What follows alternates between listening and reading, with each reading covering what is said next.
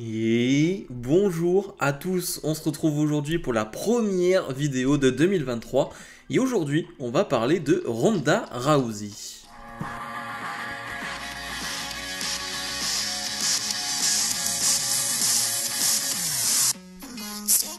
Comme d'habitude, n'oubliez pas de mettre le pouce vers le haut et de vous abonner. Alors pourquoi parler de Ronda Rousey?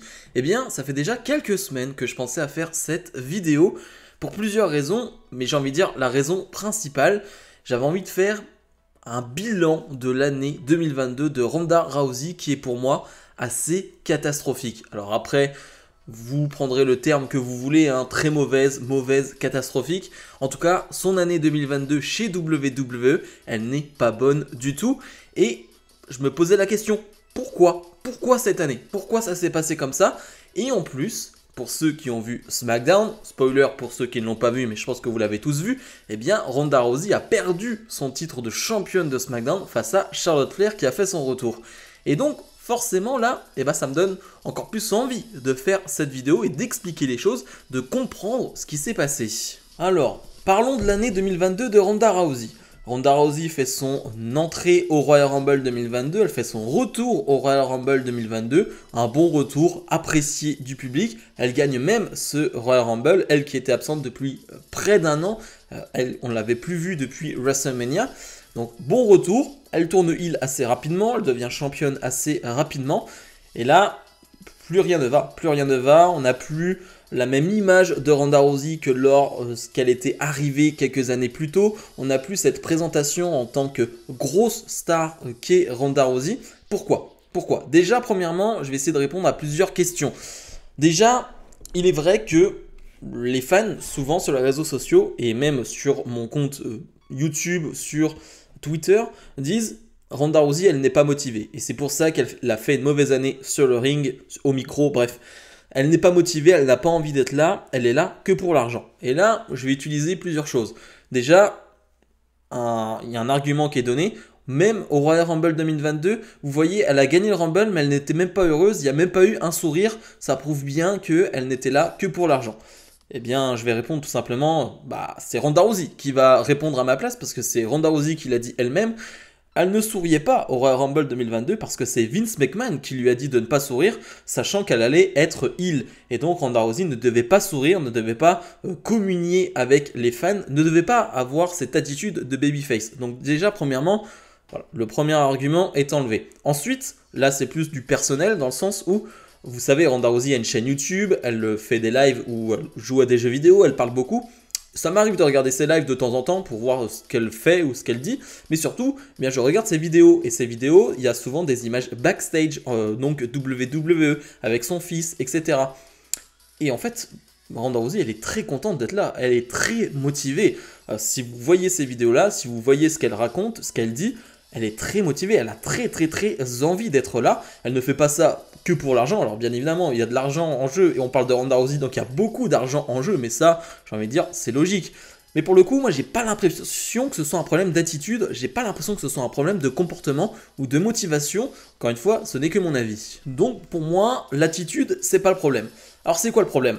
Eh bien déjà, c'est sur le ring. Sur le ring, on n'a pas revu les mêmes performances de Ronda Rousey qu'à l'époque, en fait. Lorsqu'elle est arrivée, elle nous avait un peu étonné parce qu'elle a un style très particulier, elle qui vient de l'UFC, et ça matchait bien. Il y avait de bons matchs. Je pense à des matchs face à Charlotte Flair, à Sasha Banks. Forcément, le match 2 contre 2 où elle est en équipe avec Kurt Angle face à Triple H et Stephanie McMahon. Son premier match à WrestleMania, je pense qu'on l'a tous en tête. Et donc, elle nous marque les esprits par des choses qu'on n'avait jamais vues, en tout cas chez une femme. Vraiment des caractéristiques assez particulières. Et là, cette année, eh bien, c'est tout le mauvais côté de ces caractéristiques particulières, dans le sens où ces matchs ne ressemblent à rien. Ces matchs n'ont aucune construction. Elle est mise en avant dans le sens où c'est des matchs plutôt courts la plupart du temps. On voit très rarement Ronda Rousey dans des matchs de plus de 10-15 minutes. Et c'est bien ça le problème. Et on l'a vu lors du dernier SmackDown, quand on lui laisse du temps. Je dis pas que c'est que la faute du temps, mais quand on lui laisse du temps face à Raquel Rodriguez et qu'elle peut vendre, parce que Ronda Rousey vend très bien, eh bien ça donne un excellent combat. Vraiment, le match contre Raquel Rodriguez à SmackDown est excellent. C'est le meilleur combat de Ronda Rousey cette année et de loin. Et donc voilà, je trouve que vraiment sur le ring, il y a un gros problème. Il n'y a plus cette présentation de star où on se disait, ok, Ronda Rousey, elle a un match, c'est un gros moment. C'est un gros moment. Si Ronda Rousey a un match, on doit regarder ce match. Et cette année, j'ai pas eu cette impression-là. J'ai pas eu ce truc de, ok, Ronda Rousey a un match, je dois regarder absolument parce que c'est un gros moment. Ensuite, pour moi, il y a un gros problème de booking. Et je ne vais pas parler en termes de heel ou face, parce que honnêtement, je pense pas que ce soit le problème. Parce qu'en heel, elle va être huée. Elle est assez huée, Ronda Rousey. En face, elle va être acclamée. Bref, c'est pas un problème pour moi, le côté heel ou face. Le problème, c'est son booking. Et elle l'a dit, mais tellement de fois, elle n'a pas besoin d'être championne. Ronda Rousey n'a pas besoin d'être championne et on a l'impression que si elle est là, elle doit être absolument championne. Elle a gagné le titre 2 fois cette année, vite perdu, elle l'a récupéré. Bref, et elle le dit, je n'ai pas besoin de ça. Elle l'a dit souvent lors de ses streams, je n'ai pas besoin de titre. Et malheureusement, on lui donne et ça détruit entre guillemets une division féminine de SmackDown qui n'a pas besoin de ça dans le sens où elle est déjà très mauvaise. Et ça, c'est un autre problème, c'est le booking total de la division féminine de SmackDown. C'est une catastrophe tout au long de l'année, donc ça non plus, ça n'a pas aidé Ronda Rousey, donc ça fait beaucoup de problèmes qui s'accumulent. Et donc, quand tu enchaînes ces problèmes de booking là, que ce soit de la division féminine, que ce soit pour Ronda Rousey, on n'y comprend plus rien, bah ouais, à un moment donné, tu termines l'année en te disant, quel gros bordel quand même. Et pour moi, l'un des plus gros problèmes qui s'est vraiment ressenti cette année, mais là non plus, j'ai même pas envie d'en vouloir à Ronda Rousey parce que c'est un problème qu'on a vu dès le début, dès son arrivée. Eh bien, Ronda Rousey est catastrophique au micro. Voilà, quand vous donnez un micro à Ronda Rousey, c'est une catastrophe, rien ne va. Juste regardez le dernier SmackDown, elle a le micro pendant 30 secondes et elle arrive à se tromper. Donc, voilà, je vous dis juste ça comme ça. Bref, elle n'a pas ce qu'il faut, elle n'arrive pas. Je suppose qu'elle a eu des cours ou quoi que ce soit, mais elle n'arrive pas. Il n'y a rien qui va, que ce soit en heel ou en face, c'est pas bon, point. Ça, on le sait. Eh bien, pourquoi ne pas lui avoir donné un manager? Pourquoi Ronda Rousey est obligée de parler elle-même? Pourquoi Ronda Rousey n'a pas un Paul Heyman? Quelqu'un dans le genre de Paul Heyman pour parler à sa place, pour la mettre en avant. Ce serait une heel fantastique à la Brock Lesnar, vraiment à la Brock Lesnar féminine, si tu avais une sorte de Paul Heyman qui parlait à sa place, qui la vendrait à sa place.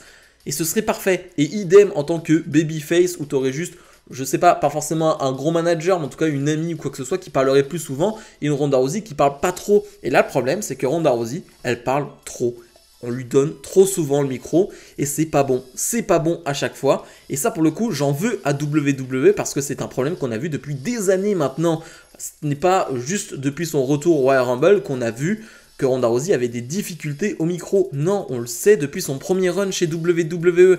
Et qu'est-ce qu'on fait? Eh ben, on lui donne rien, on lui donne juste le micro et démerde-toi avec. Et ça, pour le coup, j'en veux à WWE, pas forcément à Ronda Rousey, parce que voilà, elle a des difficultés, c'est comme ça, elle est mauvaise au micro, c'est comme ça.